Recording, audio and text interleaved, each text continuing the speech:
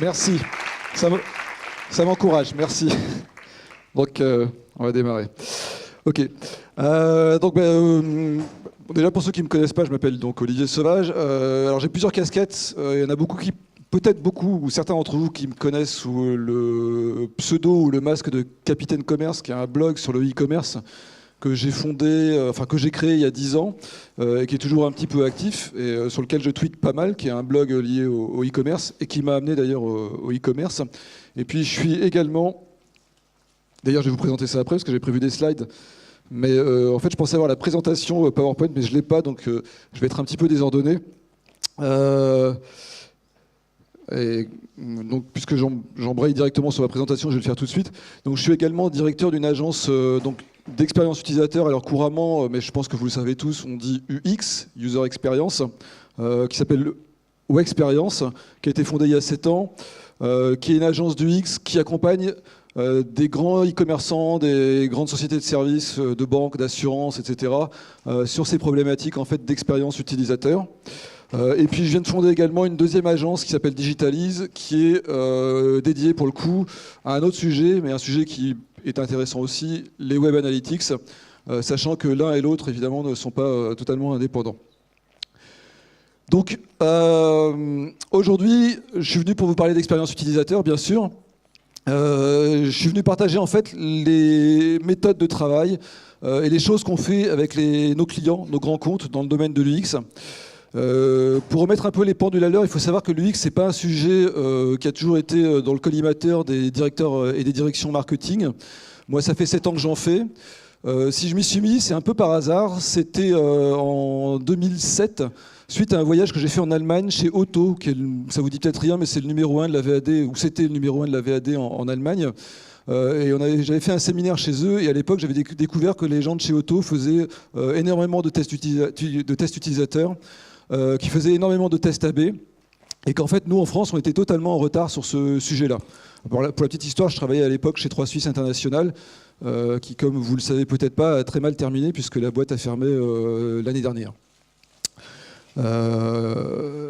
Donc pour moi l'UX à ce moment-là c'était un sujet d'intérêt parce que d'une part ça me plaisait vraiment beaucoup et en plus parce que j'ai compris qu'il y avait vraiment quelque chose à développer de ce côté-là et c'est pour ça que j'ai créé Wexperience avec 2 autres associés à l'époque pour servir en fait les sociétés du nord de la France dans ce domaine-là.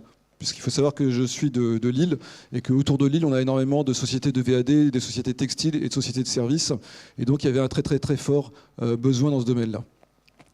Donc le sujet aujourd'hui, c'est de vous parler du UX et c'est de vous montrer comment les grosses boîtes qui font aujourd'hui de l'UX, et on va voir qu'elles en font de plus en plus, comment elles font pour améliorer l'expérience utilisateur, à la fois sur leur site web, sur leur site mobile et sur tout ce qui comporte un écran. Parce qu'il faut savoir aussi que c'est un métier qui, comme tous les métiers du web, change énormément. Moi, quand j'ai commencé à faire de l'UX, on s'intéressait carrément qu'aux écrans de PC. Et ça a énormément changé, puisqu'aujourd'hui, une grande partie des transactions en e-commerce, notamment, se fait de plus en plus sur mobile. Donc, on a tout intérêt à s'occuper de ça. Et on va voir à la fin de cette présentation que c'est pas fini et qu'on a de plus en plus d'écrans, et pas que des écrans, et que donc ça devient de plus en plus compliqué. Mais dans cette expérience que j'ai moi avec les grandes sociétés, ce qui est intéressant de voir, c'est que les méthodes qu'on applique pour ces grands comptes peuvent très bien s'appliquer aussi pour des petites sociétés. En fait, il n'y a pas tellement de différence métier entre faire de l'UX pour, on va dire, pour Onebank ou pour Total, que pour en faire pour une société plus locale qui compterait qu'une dizaine de salariés. C'est à peu près la même chose. Et c'est aujourd'hui le message, les choses que je voudrais partager avec vous, c'est comment on fait de l'UX, quelle que soit la taille de sa société, et pourquoi il faut en faire. Pourquoi c'est important, notamment depuis que le mobile est apparu. Alors peut-être pour commencer rapidement une définition de l'expérience utilisateur qui est la mienne propre, chacun peut avoir la sienne. Mais moi, ce que j'appelle l'expérience utilisateur, c'est vraiment la somme des interactions qu'une personne, un homme ou une femme, peut avoir avec un écran. Donc là, à l'époque, quand j'ai commencé, c'était ce que je disais tout à l'heure, les écrans d'ordinateur. Aujourd'hui, c'est l'expérience utilisateur sur mobile, sur écran d'ordinateur, sur borne tactile, Ça peut être sur l'écran de votre GPS dans la voiture, ça peut être sur l'écran de votre distributeur de café à la gare d'Angers, etc., etc. Je ne sais pas si vous avez remarqué, mais en fait, il y a de plus en plus d'écrans partout. Quand vous allez au McDo, vous n'avez plus de vendeurs, vous avez des écrans. Hein, c'est plus tout à fait la même chose. Et ça, c'est en train de se généraliser. Et donc, quand on s'intéresse aujourd'hui à l'expérience utilisateur, on s'intéresse à tout ça et à cet ensemble. Et quand vous travaillez avec des gens comme Kiabi, par exemple, vous savez que vous allez travailler à la fois sur les écrans desktop, mobile, et à la fois sur leurs bornes en magasin, et aussi sur les autres interfaces qui sont en train d'apparaître sur le marché. Donc l'expérience utilisateur, elle est en train de prendre une place prépondérante dans l'activité digitale des grandes marques.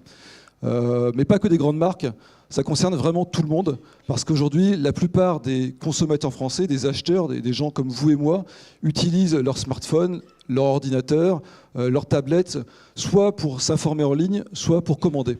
Et en gros, tout le monde est en train de prendre des sacrées habitudes sur ces médias-là, et tout le monde va vous juger, vous, e-commerçant ou e-vendeur ou quoi que vous faites sur Internet, à l'aune de ce qui est fait sur les grands sites de e-commerce ou les sites de grandes marques. Donc il faut vraiment s'intéresser à l'UX et comprendre ce que c'est. Alors, pour continuer, il faut aussi comprendre à quoi sert l'UX et ce que ça peut apporter à une entreprise ou à un e-commerçant. Au départ, c'était pas très clair. Et d'ailleurs, nous, quand on a commencé, on était une agence d'ergonomie. On disait qu'on faisait de l'ergonomie. Et aujourd'hui, on parle beaucoup plus d'expérience utilisateur. Comme je vous disais, c'est l'ensemble des interactions homme-machine qu'on peut avoir avec des écrans. Et le but de ça, c'est de créer des expériences qui soient fluides. En gros, quand vous êtes devant un écran d'ordinateur ou sur un smartphone, ce qui est important, c'est que les choses se passent simplement.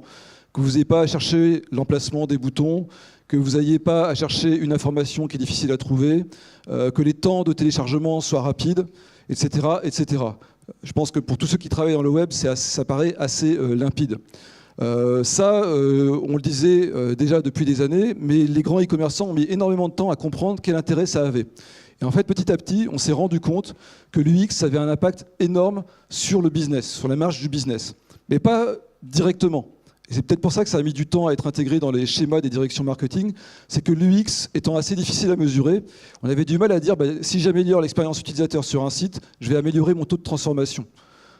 En fait, il y a un lien assez direct de cause à effet, mais il est très difficilement mesurable. Donc on a mis beaucoup de temps avant de comprendre ça. Mais surtout, il n'y a pas que ça. En fait, l'UX, ça fait vraiment partie de la relation client, qui est un ensemble encore plus global. Et quand on crée une bonne expérience utilisateur, c'est-à-dire une expérience utilisateur qui est simple, qui est rapide, c'est-à-dire qu'on arrive rapidement à faire les choses qu'on veut accomplir, et qui est même amusante, et ça c'est quelque chose, c'est une notion qu'on commence à intégrer de plus en plus, l'émotion au sein de l'expérience utilisateur. Quand on arrive à faire ça, on commence à créer des phénomènes et des choses qui sont très intéressantes en termes de business. Je vous en ai mis 3 là. Une des premières qui est intéressante, c'est l'engagement. Je ne sais pas si on en a parlé aujourd'hui de l'engagement. L'engagement, c'est vraiment cette capacité que peut avoir un site web ou un site mobile à engager l'utilisateur, à l'attirer, à l'aimanter en fait, comme s'il était un peu de la ferraille et qu'on devait le capter pour le faire coller au site et pour qu'il aille commander. L'UX est vraiment fait pour ça. Si vous prenez aujourd'hui une application mobile, si vous développez une application mobile, si vous êtes une start-up et que vous voulez créer un service innovant, et que si vous ne faites pas attention à la manière dont vous allez créer des fonctionnalités, créer votre interface, vous pouvez être sûr à 90% que vous allez avoir des sacrés problèmes pour engager les gens. Pourquoi ? Parce qu'aujourd'hui, sur une application mobile, les gens jugent très vite. Alors déjà, c'est difficile de leur faire télécharger une application, mais en plus, à partir du moment où ils lancent l'application sur leur téléphone, s'ils n'arrivent pas à s'en servir dans les 5-6 secondes qui suivent, s'ils ne comprennent pas, il va déjà y avoir dans leur tête un phénomène de rejet. Et si vous faites des choses un peu trop compliquées, que vous n'avez pas testé avec un public cible d'utilisateurs, vous allez vite vous heurter à un mur qui est celui de l'incompréhension en fait, et du rejet. Et ça, c'est vraiment un facteur extrêmement important. Donc l'UX sert déjà ce premier point. Après, il y en a d'autres. La fidélisation. En gros, plus une application est facile à utiliser ou plus un site web est facile à surfer, plus on aura tendance naturellement à y revenir et à y prendre ses petites habitudes. Et comme vous le savez tous, une fois qu'on a pris des habitudes, on n'a pas envie d'en changer et donc on préfère rester sur le même site. Et c'est comme ça d'ailleurs que font les grands sites américains. Si vous prenez Google, si vous prenez Facebook, si vous prenez Amazon ou si vous prenez une application comme Uber, vous allez voir que ces applications-là sont tellement faciles à utiliser que c'est un peu comme une drogue Une fois que vous avez commencé à les utiliser, que vous avez trouvé qu'elles sont faciles à utiliser, vous y reviendrez naturellement. Et si vous trouvez quelque chose face à un concurrent qui vous offre une application qui fait à peu près la même chose, mais qui est moins bien faite en termes d'UX, vous n'irez pas. Vous préférez revenir aux sites sur lesquels vous avez vos petites habitudes. Donc ça, c'est aussi un facteur très très important de l'UX. Et après, il y a encore un autre facteur qui est un peu plus indirect et qui est encore plus difficile à mesurer, c'est l'image de marque que peut créer une bonne expérience utilisateur. En gros, plus les gens vivent une expérience agréable sur votre site ou sur votre application, plus ils vont en garder une bonne image. Et ce qui est assez amusant, c'est de voir qu'ils vont attribuer la facilité d'usage de votre application ou de votre site à l'aura de votre marque. En gros, si c'est facile d'utiliser votre application, vous allez vous dire naturellement, ah ben tiens, cette entreprise est efficace. Et ça, c'est aussi un facteur qui est très difficile à mesurer, mais qui est extrêmement important. Donc vous voyez que l'UX est très bénéfique dans énormément de domaines du e-commerce ou du e-business. Et ça, c'était un des messages que je voulais vous faire passer. On verra après un peu comment on peut détailler ça. Mais concrètement, l'UX, c'est vraiment de l'argent, c'est vraiment des bénéfices. Et c'est vraiment un sujet intéressant qu'on peut travailler au même titre que le trafic, que le SEO. C'est un sujet qui s'intéresse uniquement à ce qui se passe sur le site, mais qui est aussi rentable. Alors, pour vous prouver ça d'une certaine manière, et c'est pas évident à prouver, parce que pendant des années, on s'est dit, mais comment on fait pour mesurer l'UX? Et c'est vrai que c'est pas facile. On peut quand même trouver des données. Alors, je vous en montre une dont j'ai un peu discuté ce matin sur Twitter, parce qu'elle fait un petit peu polémique, mais même si elle est un peu fausse, il faut quand même la montrer parce qu'elle est intéressante. Alors, je ne sais pas si vous avez déjà vu cette information-là passer sur le web. Elle n'est pas toute jeune, hein. C'est une info qui date de 2007. Donc, vous voyez, on remonte à loin. Je vous l'explique rapidement. Mais grosso modo, dans l'expérience utilisateur, il y a un facteur qui est vraiment important, c'est la vitesse de téléchargement de pages et la vitesse d'affichage des pages. Alors longtemps, il y a eu un débat là-dessus. Est-ce qu'il vaut mieux être rapide en affichage ou rapide en téléchargement? En fait, il faut être sur les deux. Et Google a prouvé à travers une étude que, en réalité, ce qui comptait le plus, c'était la vitesse de téléchargement de la page. Ce qui est un petit peu contradictoire avec ce qu'on pourrait penser naturellement, mais c'est ça qui compte. Ça fait partie de l'expérience utilisateur. En gros, plus une page se charge vite, plus c'est agréable. Alors pour vous donner quelques chiffres comme ça, sachez que, en fait, un être humain, c'est-à-dire un cerveau comme le vôtre ou comme le mien, dès que quelque chose se passe et que ce quelque chose prend plus de 1/10 de seconde et que vous le voyez, vous commencez à ressentir un temps de latence. Donc vous commencez à vous dire, tiens, ça fonctionne pas bien. Alors c'est pas un phénomène très conscient, hein, c'est un phénomène un petit peu inconscient, mais ça se passe comme ça. Vous êtes tolérant jusqu'à 1 seconde. Jusqu'à 1 seconde, un temps de téléchargement pour une page, ça vous paraît presque fluide, presque naturel. Mais en réalité, c'est déjà assez lent. Et aujourd'hui, on considère, et je crois qu'Olivier Andrieux, il a mis un chiffre tout à l'heure, il a mis 4 secondes. Bon, moi, je dis que c'est 3 secondes, mais peu importe. Au-delà de 3 secondes de temps de chargement d'une page, vous avez à peu près, hein, j'ai pas les chiffres et puis ils évoluent, 50% de vos utilisateurs qui vont abandonner la navigation. Donc c'est relativement simple à comprendre. Donc ce temps de chargement, il est évidemment très très important. Alors donc, ce chiffre que je vous montre là, c'est le temps de chargement des serveurs d'Amazon si Amazon se mettait à ralentir le débit de ses pages. Et on voit qu'en fait, plus les temps de téléchargement des pages du site d'Amazon sont longues, plus en fait Amazon perd de l'argent. Parce qu'effectivement, on crée une lenteur sur le site, une lenteur dans la navigation, et ça, automatiquement, ça crée des abandons de navigation.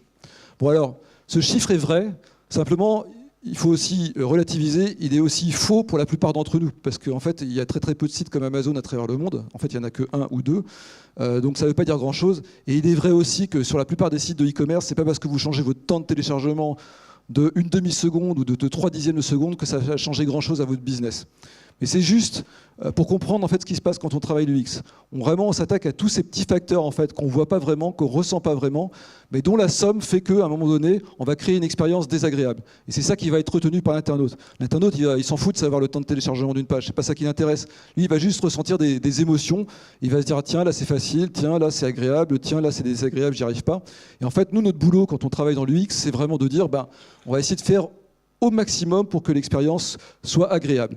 Et ça reste un facteur effectivement qui est très difficile à mesurer, mais je vous montrerai après qu'on peut quand même y arriver.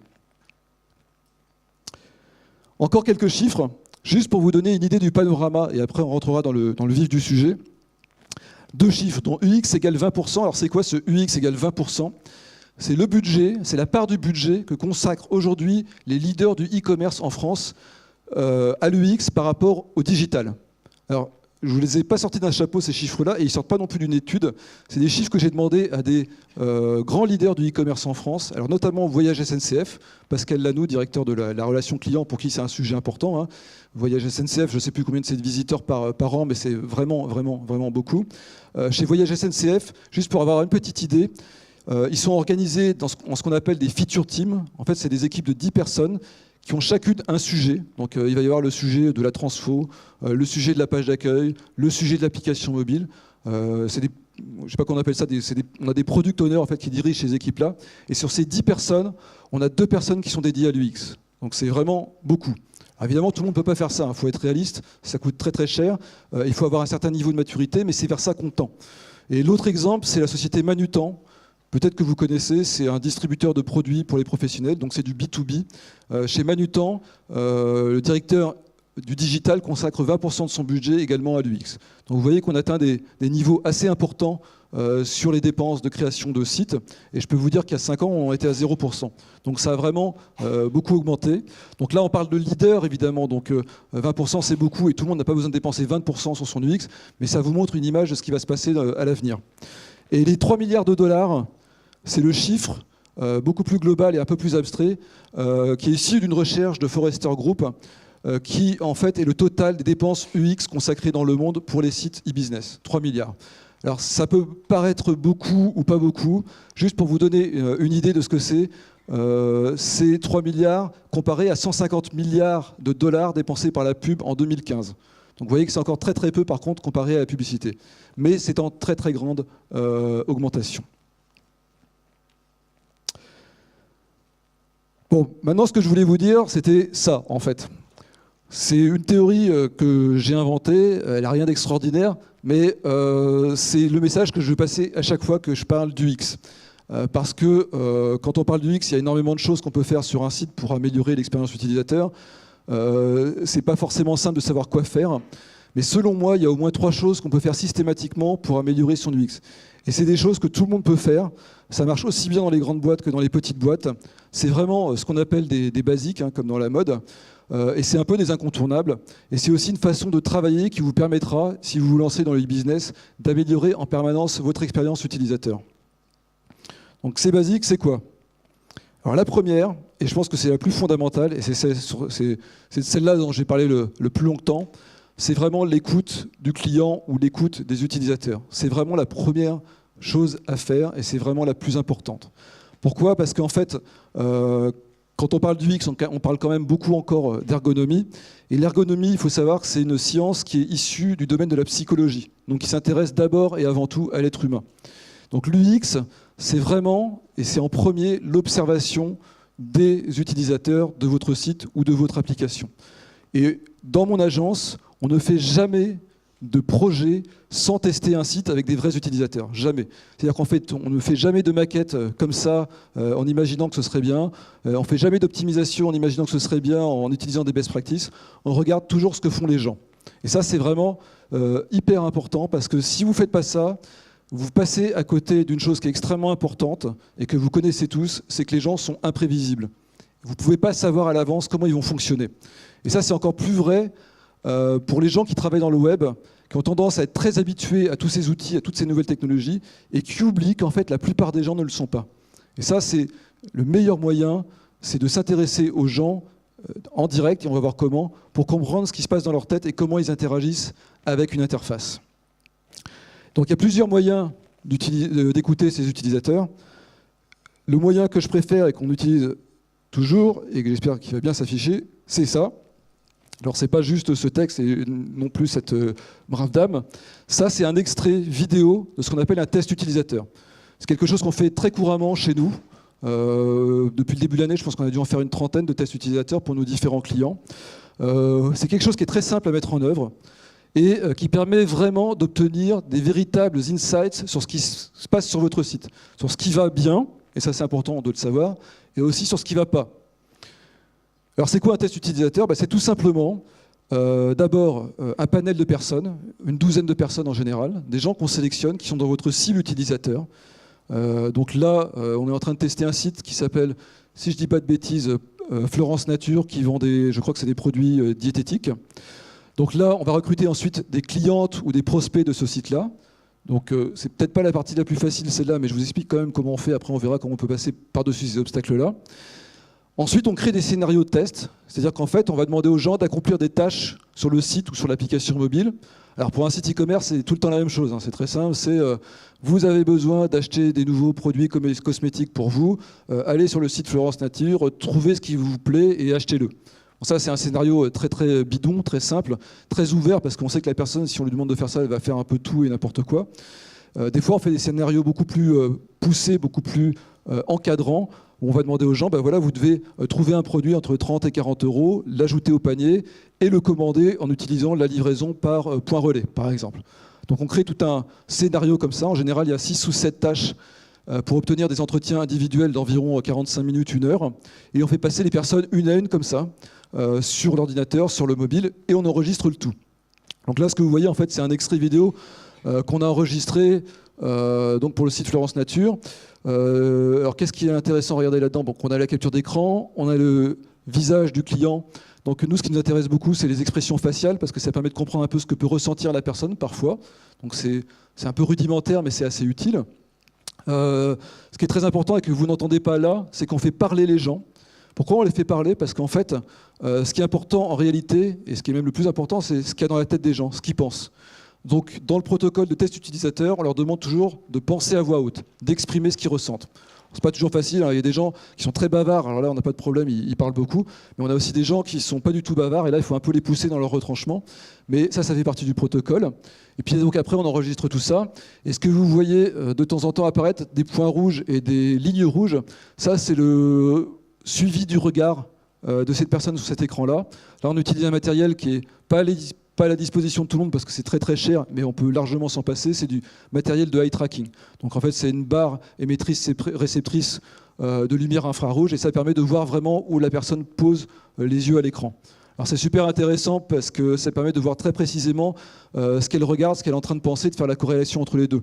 Et on s'aperçoit souvent que les gens regardent un truc sans le voir, ou alors que des fois, ou l'inverse, je sais pas. Enfin bref. Donc en tout cas, on l'utilise beaucoup et c'est très pratique. Et ce genre de test utilisateur, voilà, on le mène sur quasiment tous les projets qu'on fait avec nos clients. Alors ça, c'est un basique. Ce dont je viens de vous parler, c'est un peu la Rolls-Royce du test parce que c'est un petit peu compliqué à mettre en œuvre, c'est un petit peu lourd. Mais on peut faire des tests comme ça en mode guérilla, en recrutant des gens, alors surtout pas de son entreprise, parce que ça c'est l'erreur à pas commettre, mais en recrutant des gens autour de soi qui sont à peu près dans la cible. On peut très bien mener soi-même les tests. Être facilitateur, ça s'apprend, mais c'est pas extrêmement compliqué. Et puis, pour enregistrer, il existe tout un tas de logiciels. Alors, je ne les ai pas en tête, les noms des logiciels, pour enregistrer l'écran de l'utilisateur. Et voilà. Et après, le but du jeu est d'analyser ces enregistrements pour en tirer des conclusions. Qu'est-ce qui va, qu'est-ce qui ne va pas? Et donc, on considère qu'à partir de 10-12 utilisateurs, on arrive à couvrir 80% des défauts d'utilisabilité. L'utilisabilité, c'est la facilité à utiliser un site. Ce qui est donc très très complet. Et donc ça, on le fait souvent sur des gros sites de e-commerce ou des fois juste sur la partie d'un site. Donc ça, c'est vraiment l'arme atomique pour bien comprendre ce qui se passe sur un site. On le fait très souvent. Et ce que je voulais vous dire après, c'est vraiment à quel point c'est important d'utiliser et de travailler avec les utilisateurs. Un exemple que j'ai tiré de ma propre expérience. Alors, vous allez vous dire, c'est quoi cette carte et c'est quoi Mappy? Parce que Mappy, c'était très connu au début des années 2000, ils ont un peu plongé, mais là, ils sont en train de renaître. Donc, c'est l'équivalent de Google Maps, mais version française. J'ai eu une discussion assez récemment, justement, avec le directeur du digital de Mappy, où on parlait un peu de la mise à jour de leur application, des progrès qu'ils étaient en train de faire, des fonctionnalités qu'ils étaient en train d'intégrer. Alors, il faut savoir que la cartographie, c'est un métier très très à part et très très particulier, mais que pour que vous cerniez bien le problème, quand on fait comme ça un logiciel de cartographie, c'est à la fois pour guider les gens, qui est un peu le premier service. En réalité, c'est pour faire du business, placer de la publicité, etc., faire venir dans des restaurants. Voilà, c'est ça le business de Mappy. C'est pas de délivrer des parcours et des itinéraires, mais ça reste la fonctionnalité première. Pourquoi je vous parle de ça? Parce qu'en fait, Mappy, c'est une application qui est assez facile à utiliser en principe. C'est comme Google Maps. Vous mettez une destination, un point de départ, il vous donne le trajet. Donc c'est très utile. Il peut même vous guider, il fait GPS celui-là. Et il y a 6-7 mois, Mappy s'est dit, tiens, on va encore améliorer notre interface, notre application. On va intégrer la recherche d'itinéraires en utilisant toutes sortes de moyens de transport. Et donc c'est génial parce qu'en fait, moi qui viens de Lille par exemple, si j'utilise Mappy, je mets Lille, donc je mets mon adresse, l'adresse de mon domicile, je vais mettre l'adresse de, comment ça s'appelle ici, je sais, le Terra Botanica, voilà. Et Mappy va me calculer automatiquement le trajet de point à point, de chez moi jusqu'à ici, avec tous les moyens de transport qui sont disponibles. Donc à la fois, par exemple, le Vélib, qui est le service de Vélib qu'on a à Lille, le TGV ou l'autoroute, on peut choisir, et puis ensuite le tram quand on arrive à la gare jusqu'à ici, etc. Donc c'est vachement bien. Technologiquement, c'est super compliqué à faire parce qu'il faut intégrer énormément d'API extérieurs. Donc Mappy, par exemple, ils ont intégré des API de quasiment toutes les villes françaises sur leurs services de vélo libre-service, sur leurs services de transport en commun, etc. Donc c'est un gros chantier informatique. Et ils se sont dit, bah, génial, on a vraiment une plus-value complètement dingue par rapport à Google Maps, donc il faut vraiment qu'on la mette en avant, cette plus-value. Donc ils étaient vraiment très très fiers de ce qu'ils avaient fait. Et donc ils avaient intégré tout ça dans leur interface. Et au départ, ils avaient mis un bouton, un call to action que vous voyez là-haut, qui est libellé itinéraire, donc vous pouvez comprendre assez simplement. Mais au départ, eux, ils avaient mis comparer les itinéraires. Et donc, ils se sont dit, bon ben voilà, on est prêt, on est ready, on va juste demander en interne si tout le monde comprend bien comment ça se passe, voilà. Et donc, c'est à Boulogne-Billancourt, donc ils ont demandé à tous les gens de leur boîte, donc ils appartiennent à un groupe qui s'appelle Solocal, donc il y a beaucoup de monde, ils ont demandé à tout le monde, et tout le monde trouvait que tout ça était très bien, parfait, que comparer les itinéraires, ça fonctionnait très très bien. Et puis, ils ont quand même eu un doute à un moment donné, et ils ont fait un test utilisateur. En tout cas, ils sont allés voir à l'extérieur, et ils ont demandé à des gens qui n'étaient pas du tout de la partie, des kidams, quoi. Ils sont allés dans la rue, en bas de chez eux, enfin, ils sont allés un peu partout. Et là, ils ont eu la surprise de voir que personne ne comprenait ce bouton « Comparer les itinéraires ». Parce qu'en fait, comparer les itinéraires, ça correspond qu'à une seule fonction de l'utilisation de l'application. Alors que les gens, quand ils utilisent Mappy, ils ont envie de trouver un restaurant, une adresse, un médecin, ils ont envie de trouver un endroit sur la carte, ils ont envie de trouver un itinéraire, ils ont envie effectivement de pouvoir comparer des moyens de transport, etc. Sauf que, en fait, comparer les itinéraires, ça ne répondait qu'à une seule question de toutes leurs interrogations. Donc du coup, les gens ne comprenaient pas. Et ça, évidemment, ils l'ont corrigé, comme vous pouvez le voir. Alors, je ne sais pas si c'est beaucoup plus clair, mais en tout cas, ils l'ont corrigé. Et ça, ils n'auraient pas pu le voir s'ils n'avaient pas fait appel à leurs utilisateurs, s'ils ne les avaient pas écoutés. Et j'insiste là-dessus parce que vous voyez bien que ce n'est pas en faisant le tour des gens dans leur bureau qu'ils ont trouvé la solution, c'est bien en allant voir à l'extérieur, avec des gens qui n'étaient pas de la partie, des gens qui étaient des non-spécialistes. Et ça, c'est vraiment important. Il faut vraiment écouter vos clients, vos vrais clients, et pas juste vous contenter de votre développeur, de votre web designer ou de votre grand-mère. C'est à proscrire. Il faut vraiment aller voir des inconnus. Alors, je n'ai pas de conseils à vous donner là-dessus. Il y a plein de méthodes qui existent pour recruter des gens un peu dans la rue, dans les bars, etc. Mais c'est faisable. Et ça, c'est vraiment un des fondamentaux de l'UX. Bon, là, on a vu comment on pouvait écouter les gens de manière qualitative, c'est-à-dire en allant les voir, en s'entretenant avec eux. Alors après, il y a un autre moyen qui vient naturellement à l'esprit et que la plupart des boîtes en fait, utilisent déjà de nos jours, c'est les Web Analytics. Alors, je voulais faire un petit laïus là-dessus parce que je trouve que c'est important. Et je pense qu'il y a beaucoup de légendes qui courent sur les Web Analytics, notamment dans ce qui concerne l'UX. Et avec le temps, je me suis rendu compte qu'en fait, beaucoup de gens faisaient de la web analyse, mais pour ce qui concernait l'UX, ils se trompaient complètement. Parce qu'en fait, c'est très très compliqué de mesurer l'expérience utilisateur ou même de traquer des insights sur l'expérience utilisateur avec les Web Analytics. Et je voulais aussi vous dire ça, faites attention, si vous parlez du UX, si vous voulez faire de l'UX, méfiez-vous des Web Analytics. Même si on peut trouver des insights avec les Web Analytics, c'est dangereux. Et aujourd'hui, moi, mon conseil, c'est plutôt de se tourner vers des outils donc quanti. Alors là, c'est une capture d'écran d'un outil qui s'appelle Hotjar. Des outils quanti qui sont assez faciles à mettre en œuvre et qui vont vous donner des indices très très rapidement. Parce que le problème des Web Analytics, c'est quand vous commencez à chercher dans les Web Analytics, ça peut vous prendre beaucoup de temps. Et en général, le temps, comme disait Olivier Andrieux tout à l'heure, on ne l'a pas. Ou on l'a rarement. Et c'est aussi une question de priorité d'ailleurs. Je vous montre juste deux petits exemples rapides.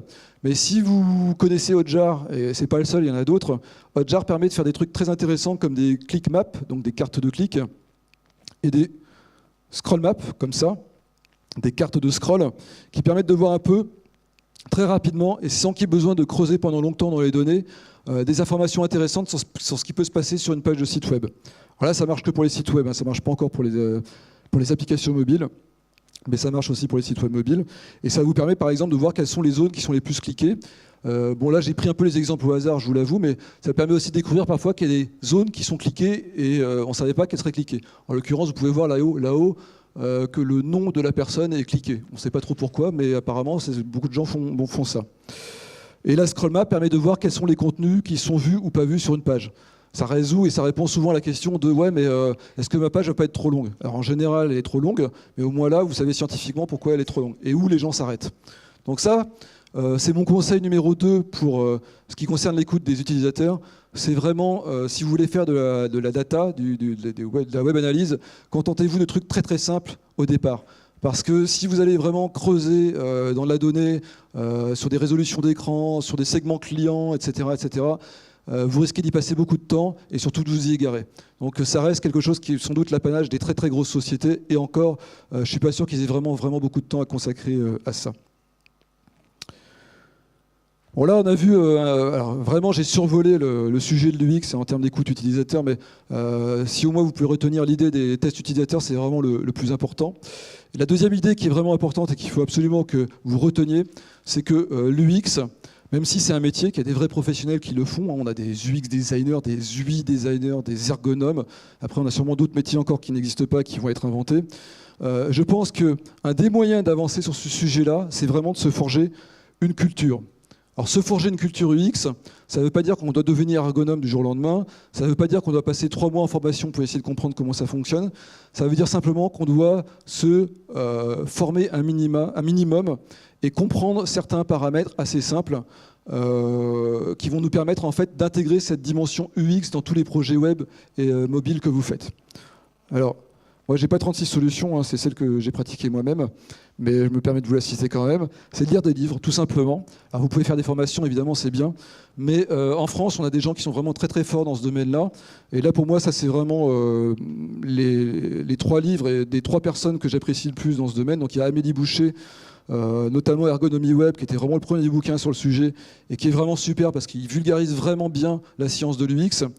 Elle en a fait un deuxième sur l'expérience utilisateur mobile que je vous conseille également de lire parce qu'évidemment les deux sont vraiment complémentaires.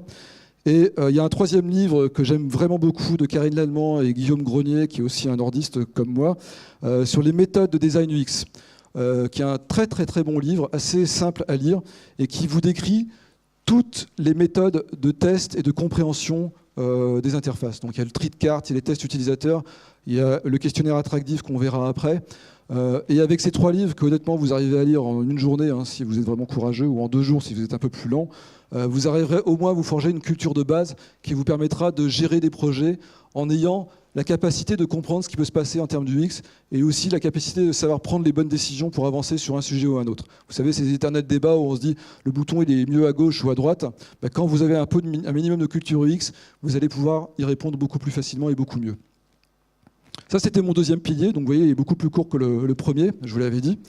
Et le 3e, qui est en train de se mettre en place chez pas mal de gens, mais qui manque encore pas mal dans beaucoup d'entreprises, c'est la rapidité d'exécution, la vitesse. Et ça, je pense que c'est vraiment extrêmement important.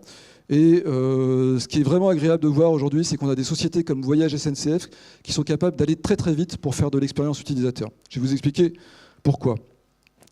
Alors là, je vous montre un truc que connaissent bien les développeurs, hein, c'est le fameux schéma du développement agile avec les sprints, etc., que je suis d'ailleurs pas du tout capable de vous expliquer, mais c'est pas grave, c'était juste pour illustrer mon propos. En fait, pendant très longtemps, et je pense que vous le savez tous, on a beaucoup développé le web en mode projet. Et en fait, il y a encore énormément de gens qui travaillent comme ça. Hein. Combien de fois je vois des gens qui me disent on va refaire notre tunnel de commande, puis dans 6 mois on aura un nouveau tunnel de commande, on va refaire notre site, puis dans 1 an on aura un nouveau site. Très bien, donc ça marche bien, sauf qu'on connaît très bien les travers de ce mode de développement. Les travers, c'est qu'en fait, au bout de 6 mois, déjà, sur le web, beaucoup de choses ont changé. Et puis ensuite, ces modes projet, ils ont des effets tunnels qui sont assez désagréables. Et en général, ils ne permettent pas de corriger le tir pendant qu'on développe. Ce qui fait que des fois, on fait des releases, on met en production avec des sites qui sont inutilisables. Ça, c'est un cas de figure que j'ai vu assez souvent, pour vous le dire. Et heureusement, depuis pas mal d'années maintenant, beaucoup d'entreprises utilisent le mode projet agile, donc il permet de faire des mises en jeu, des mises en production et des mises à jour beaucoup plus rapidement sur un site. L'UX adore fonctionner en mode agile. Ce n'est pas indispensable, mais en fait, c'est comme ça que ça fonctionne le mieux. Pourquoi ? Parce que l'UX, comme je vous l'ai dit tout à l'heure, c'est énormément l'observation des gens.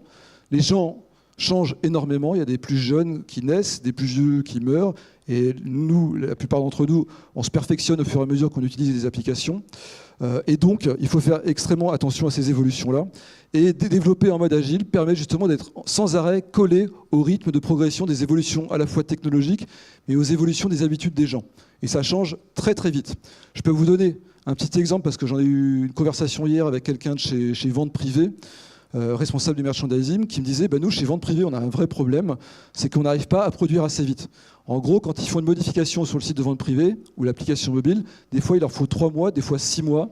Et quand ils mettent en ligne, tout a déjà changé, c'est déjà trop tard. En fait, les évolutions qu'ils ont intégrées, elles sont déjà dépassées. Alors, c'est pour vous dire que ces méthodes agiles, elles ne sont pas encore présentes partout, alors, notamment chez le numéro 1 du e-commerce. Mais je ne m'engagerai pas plus parce que j'en sais pas plus que ça. Mais vous avez quand même des boîtes comme chez Voyage SNCF où ils sont capables de faire des mises en production tous les 15 jours. Et ça, c'est extrêmement important parce que ça va apporter une autre dimension aussi à vos développements, c'est le droit à l'erreur. Et ça, c'est très important parce qu'en UX, qui est une science vraiment toute récente, on en apprend encore énormément et on peut être sûr de rien. Et donc, il faut vraiment apprendre à développer vite pour pouvoir ensuite corriger vite. Et quand vous êtes sur des cycles de prod de 15 jours, vous êtes capable de vous planter, ok, parce que vous êtes allé trop vite, mais vous êtes capable de corriger aussi très très vite derrière. Donc en fait, en résumé, vous apprenez très très vite. Et ça, c'est vraiment une bonne chose. Ça demande du temps de se mettre à développer comme ça. C'est pas quelque chose qu'on fait naturellement en décidant, tiens, je vais faire du développement agile. C'est beaucoup plus compliqué que ça. Mais n'empêche que c'est vraiment la voie qu'il faut explorer. Donc ça, c'était mon troisième pilier. Donc c'est vraiment ces 3 basiques-là dont je voulais vous parler aujourd'hui et qui sont vraiment ces basiques qu'il faut respecter pour arriver à mettre en place au sein de sa structure, de son entreprise, un vrai protocole d'optimisation permanente de l'expérience utilisateur. Parce qu'en fait, en réalité, c'est de ça qu'on parle aujourd'hui. Il y a 6 ans, quand on faisait de l'expérience utilisateur, de l'UX ou de l'ergonomie, on en faisait une fois tous les 6 mois ou une fois tous les ans, donc c'était très très ponctuel. En réalité, aujourd'hui, ça a complètement changé. On fait de l'UX en permanence. En permanence, les grosses boîtes passent leur temps à optimiser leur expérience utilisateur. Donc, c'est vraiment devenu un sujet prédominant.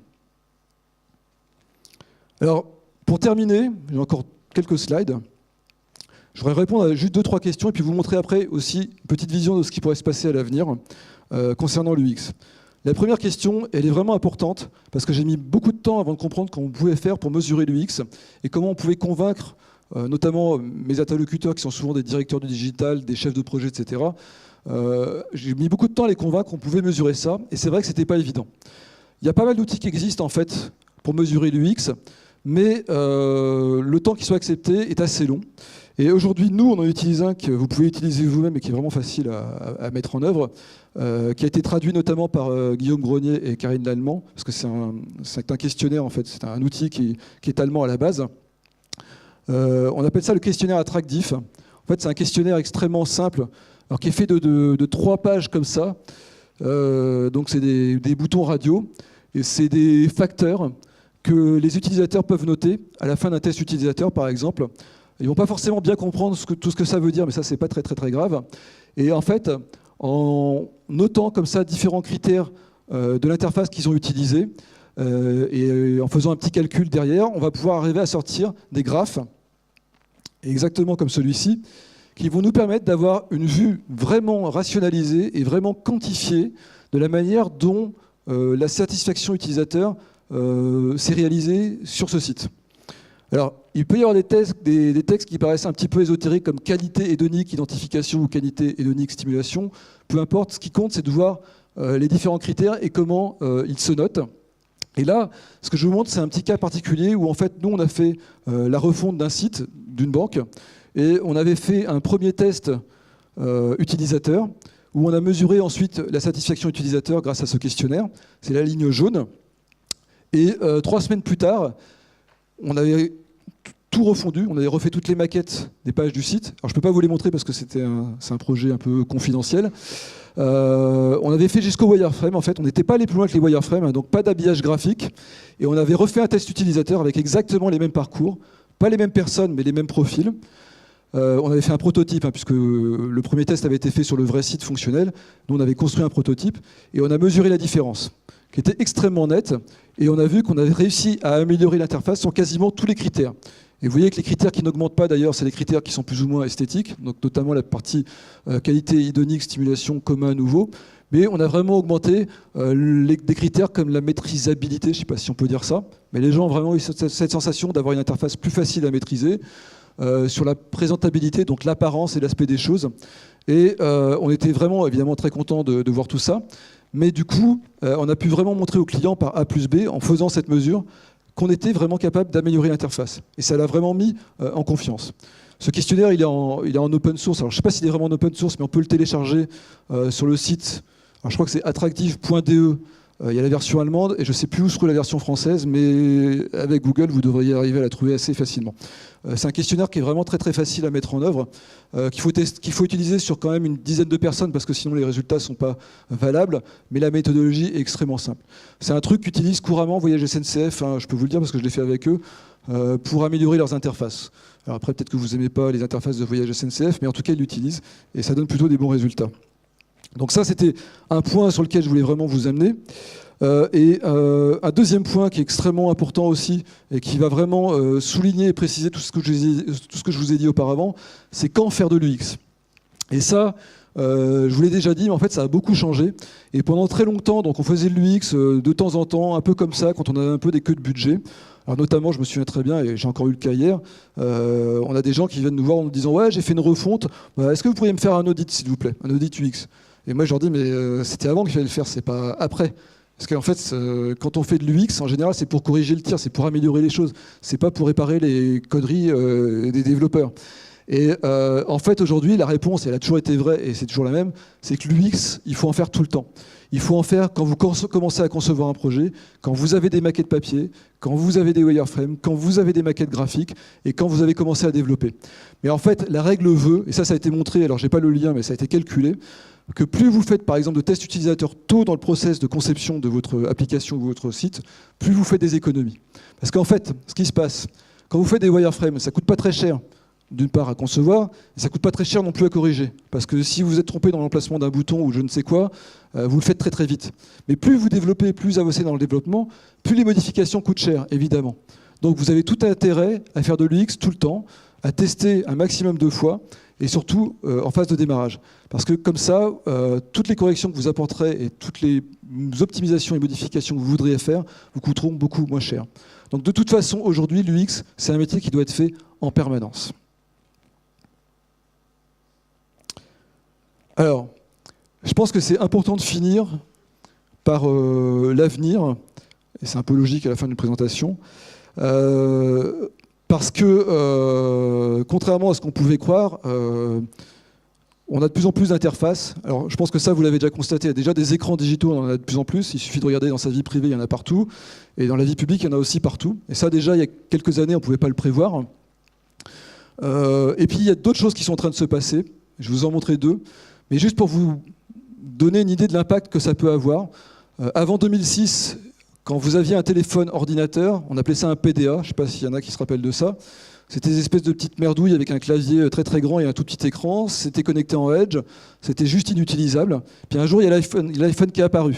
Alors, il y a plein de gens qui ont trouvé ça très rigolo, qui ont ri, qui se sont dit bah, ça ne marchera jamais, sauf que ça a très très bien marché. Et puis aujourd'hui, quasiment tout le monde utilise un smartphone. Ça a été une révolution. Et ça a tout changé parce qu'en fait, pour les ergonomes qui étaient habitués à travailler sur des écrans d'ordinateur avec une souris et un clavier, ben on s'est retrouvé à devoir créer des interfaces qui fonctionnent avec le doigt. Donc c'était très différent. Donc on a dû, pas recréer la science ergonomique, mais on a juste dû s'adapter. Et contrairement à ce qu'on pourrait croire, ben, c'est pas fini. Il y a encore des nouveautés. Alors, il se trouve que je me suis fait griller par Olivier Andrieux tout à l'heure parce qu'il l'a montré, mais c'est pas grave, je vous le remonte quand même. Première nouveauté. Et première chose qui risque d'arriver encore à nouveau, c'est des nouveaux canaux, des nouvelles interfaces aussi. C'est la même chose. Nouveau canal, vous le connaissez tous, enfin j'espère, l'assistant vocal d'Amazon, Amazon Echo. Pourquoi c'est nouveau? Parce que tout simplement, c'est une interface homme-machine, mais qui fonctionne qu'à la parole et à l'oreille. Donc ça, on n'avait pas jusqu'à maintenant. Et d'ailleurs, je voulais intervenir tout à l'heure, encore une fois, par rapport à ce que disait Olivier Andrieux. Echo vient de sortir un système d'alerte et de publicité pour son terminal. Donc désormais, quand vous aurez ce petit appareil, je ne sais pas si vous connaissez, mais vous savez, c'est l'assistant qu'on pose chez soi et vous pouvez lui donner des ordres comme commander un rouleau de papier de toilette ou alors mettre un film à la télé. Très très bien. Mais désormais, Echo va être capable de faire de la pub et vous envoyer des notifications. Donc, je ne sais pas si vous imaginez l'enfer qui est en train de se préparer dans nos vies.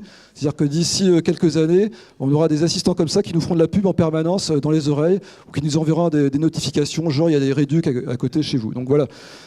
Mais en tout cas, ce qu'il faut surtout retenir de ça, c'est que c'est une nouvelle interface et, qui est sous-tendue par l'intelligence artificielle, Alexa. Mais ça ne va pas être répandu que à la maison sur des assistants comme Echo ou Google Home. Vous allez le retrouver dans des endroits où ça va être très pratique, notamment dans les automobiles, mais aussi au bureau, par exemple, ou dans les espaces de travail. Parce que ça va être très pratique pour pas mal de gens de pouvoir utiliser un ordinateur à la commande vocale tout en continuant à bosser. Donc voilà, ça, c'est une révolution. Deuxième révolution et deuxième nouvelle interface, les chatbots. J'imagine aussi que vous en avez entendu parler. En quoi c'est nouveau et en quoi c'est révolutionnaire, entre guillemets? Tout simplement parce qu'en fait, là, on va pouvoir interagir avec la machine en langage naturel, ce qui était déjà le cas avec Amazon Echo, mais aussi en chattant, comme si on parlait à une personne. Donc ça aussi, c'est nouveau. Donc vous voyez qu'on a sans arrêt des révolutions, des nouveautés qui apparaissent comme ça, et a priori, le rythme, il est de une fois tous les 6-7 ans, puisque là, on est en tous les 10 ans. Donc c'est quand même assez rapide, et on peut imaginer qu'on va encore avoir des nouvelles interfaces qui vont naître au fur et à mesure. Donc c'est un univers qui change en permanence. Ce qu'il faut retenir là-dessus, c'est pas seulement la nouveauté, il faut aussi ne pas croire que les interfaces vocales ou les chatbots, comme beaucoup de gens pensent, vont remplacer les interfaces. En fait, c'est comme les moyens de paiement. Je ne sais pas si vous voyez, mais les moyens de paiement, au début, on avait l'argent, ensuite on a eu les billets, après on a eu les chèques, les cartes bancaires. Mais vous vous rendez bien compte qu'en fait, tous ces moyens de paiement continuent à coexister les uns avec les autres. C'est exactement ce qui va se passer avec les interfaces. Avec les interfaces, on aura l'écran d'ordinateur, qu'on aura de plus en plus souvent au bureau, surtout. On aura le smartphone, on aura la tablette, on aura la console de jeux vidéo, on aura l'assistant vocal, on aura le chatbot, etc., etc. Alors c'est très intéressant pour des sociétés comme la mienne, parce que ça veut dire que les budgets en UX ont explosé, donc ça c'est une bonne nouvelle. Par contre, pour les marchands, c'est un véritable cauchemar, parce qu'en fait, ils vont devoir maintenir toutes sortes de canaux de conversation avec leurs différents utilisateurs. Et ça, c'est un véritable enjeu qui est pris en compte par certaines grosses sociétés, comme Voyage SNCF, évidemment. Je ne sais pas si vous avez déjà testé le chatbot et l'assistant vocal de Voyage SNCF, et ça marche plutôt pas trop mal. Vous pouvez le tester sur leur application. Mais ça veut dire encore une fois que l'UX, c'est un monde qui, comme tout ce qui se passe dans le web finalement, est en perpétuelle évolution et qui nécessite vraiment, comme je disais tout à l'heure, d'avoir une culture qui vous permet d'anticiper toutes ces évolutions qui sont en train d'arriver. Et ça, c'est vraiment important. Voilà. Donc, pour finir, ma conclusion, c'est ça, c'est amusez-vous. Et ça, c'est le premier truc, à mon avis, et c'est le plus important, et c'est vrai dans tous les domaines, c'est l'UX, ça doit être du plaisir. Parce que moi, quand j'ai commencé à en faire, ce qui m'intéressait là-dedans, c'était de transformer l'expérience des gens, l'expérience utilisateur, en une sorte de jeu vidéo. Alors, moi, j'ai travaillé beaucoup dans le e-commerce, donc un jeu vidéo qui rapporte beaucoup aux marchands, mais ça reste mon credo. Faire de l'UX, c'est d'abord s'amuser, c'est essayer de comprendre les gens, donc c'est un côté très humain, et essayer de leur fournir des réponses adaptées à leurs problématiques. Rien que ça, c'est un véritable challenge qui est vraiment intéressant, qui est très humain, et je trouve que d'avoir beaucoup d'humains dans cet environnement qui est quand même fait d'énormément de technologies, ça fait un peu du bien. Et en plus, c'est un côté très très fun, parce qu'on est avec des vrais gens, et ça, c'est important. Voilà. Je vous remercie beaucoup.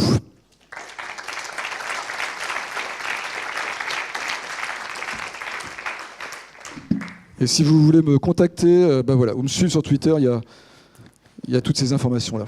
Allô ? Merci Olivier. Est-ce qu'il y a des questions pour la salle, pour Olivier? Si vous pouvez vous présenter en posant votre question. Je te connais, Florian, bien sûr. Florian Marlin. J'avais deux petites questions. La première, alors c'est vrai que moi je suis très e-commerce et donc du coup, moi parler UX, c'est aussi dans un objectif au final de conversion.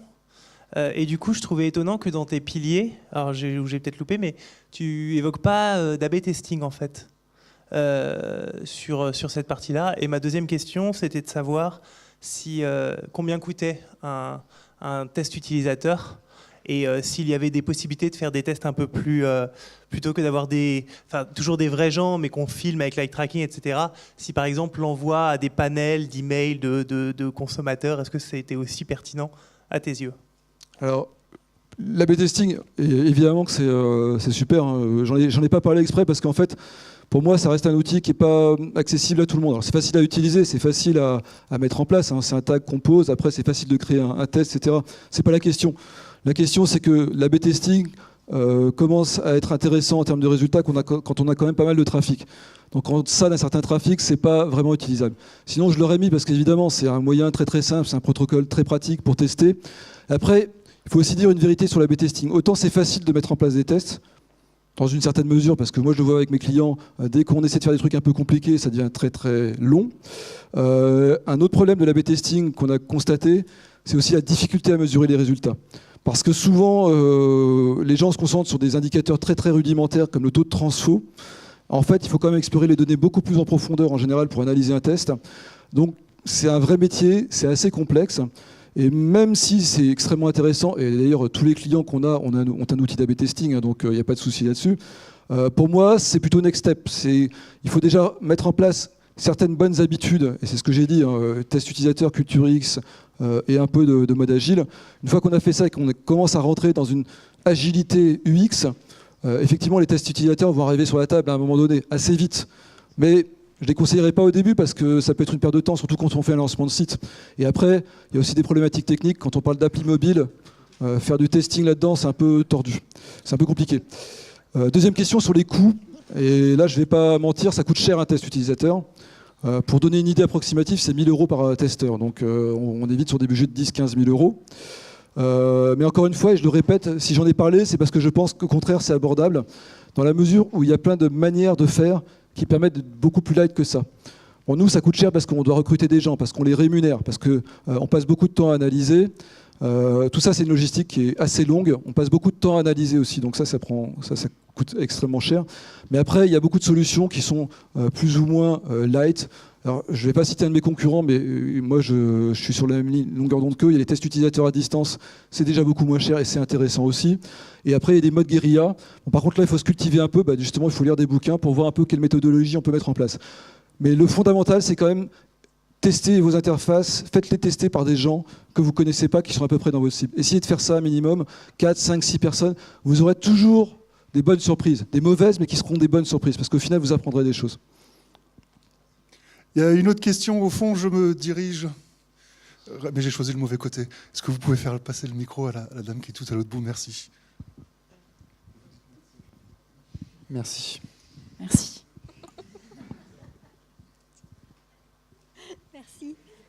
Merci, bonjour, c'est Sylvie Varachot, Société Promo Cadeau. Je voudrais revenir un petit peu sur les tests utilisateurs, puisque personnellement, je ne suis pas issue uniquement du web marketing. À la base, je suis issue de l'éthologie, qui est l'étude des comportements. Et je suis un peu surprise que vous fassiez parler vos utilisateurs et que vous n'utilisiez pas juste l'observation, parce que du coup, ça crée un biais. Parce que justement, les gens réfléchissent à ce qu'ils disent, réfléchissent à ce qu'il est bien de dire. Déjà, ça peut biaiser leur œil, mais ça peut aussi biaiser vos résultats, non? Alors oui, c'est une bonne question. Alors non, ça biaise pas les résultats. Alors d'abord, en fait, le protocole nous qu'on utilise, c'est un protocole de la recherche scientifique, ce qui est facile à dire. Non, c'est un protocole. En fait, on suit un protocole qui est très courant dans le domaine de l'ergonomie, et dans ce protocole-là, la pensée à voix haute est indispensable en fait. Donc non, elle biaise pas les résultats. Après, encore une fois, alors, il faut être réaliste. Hein. Quand on fait un test utilisateur, c'est pas réaliste puisque c'est dans un labo, c'est dans un salon avec une vitre sans teint, on fait de l'observation, etc. Donc c'est pas le vrai environnement de l'utilisateur. Si on voulait aller dans le vrai environnement de l'utilisateur, on ferait autrement, c'est sûr. Mais je pense que c'est un très très bon compromis. Puis aujourd'hui, c'est quand même un protocole qui est largement accepté par à peu près toute la communauté des gens qui travaillent dans ce domaine-là. La pensée à voix haute, alors, moi je ne peux pas vous répondre parce que j'en sais rien. Moi je fais que suivre des instructions, un peu bêtement peut-être, mais en tout cas c'est comme ça. Mais en tout cas, elle est totalement indispensable parce qu'en fait, un des gros problèmes qu'on va avoir dans l'étude du comportement des gens, c'est de comprendre ce qu'ils ressentent et ce qu'ils veulent faire. Ce qui compte, c'est quand même les intentions des gens, quoi. Et c'est pour ça d'ailleurs que vous avez des outils en ligne qui vous permettent d'enregistrer des sessions utilisateurs, de voir les mouvements de souris, l'enchaînement des pages, etc. Vous pouvez enregistrer plein de sessions comme ça, c'est super intéressant parce que vous voyez un peu ce que font les gens. Le seul problème, c'est que vous ne savez absolument pas ce qu'ils font. En fait, vous les voyez se balader sur des pages, mais vous ne savez pas ce qu'ils sont en train de chercher. Vous ne savez pas s'ils sont contents ou pas contents. Vous ne savez pas s'ils trouvent que c'est lisible ou pas lisible. Vous ne savez rien, en fait. Donc la voix Et jusqu'à nouvel ordre, tant qu'on ne saura pas lire dans les pensées des gens, c'est le seul moyen pour essayer d'en savoir un peu plus. Alors par contre, et pour essayer de défendre un peu le truc, même si encore une fois c'est pas moi qui ai inventé, il faut savoir qu'en fait ce protocole de pensée à voix haute suit aussi un raisonnement qui est l'utilisateur, on ne doit pas le perturber. En gros, on lui demande de penser à voix haute, on peut lui poser des questions, mais dans tous les cas, et c'est vraiment là qu'est la subtilité et la difficulté de ce qu'on appelle le facilitateur, qui est un ergonome, c'est que tout ça ne doit pas l'influencer. Donc ça, c'est un métier, ça s'apprend. Et typiquement, j'ai pas d'exemple en tête, mais on ne doit jamais poser des questions du genre « ça vous a plu » ou « ça vous a pas plu », parce que c'est beaucoup trop subjectif et ça ne nous apportera rien. On va plutôt poser des questions. Est-ce que vous avez vu ce bouton? La personne, elle peut répondre que oui ou non, de toute façon. Et elle ne sait pas quelle est la bonne réponse. Donc voilà, parce qu'il n'y a peut-être pas de bonne réponse, de toute façon. Mais voilà, c'est tout. Moi, je ne peux pas dire autre chose que ça, parce que c'est un protocole qui est courant. Enfin, vous prenez toute la littérature là-dessus. Après, il y a des tas de variantes sur les tests utilisateurs. C'est de la recherche. Donc, il y a plein de protocoles différents, et chacun a sa préférence. Mais nous, aujourd'hui, on n'imagine pas le faire sans la parole, parce que sinon, on ne comprendrait pas la moitié de ce que font les gens. Une dernière question pour Olivier. Merci à vous de votre attention et encore merci à Olivier. Merci.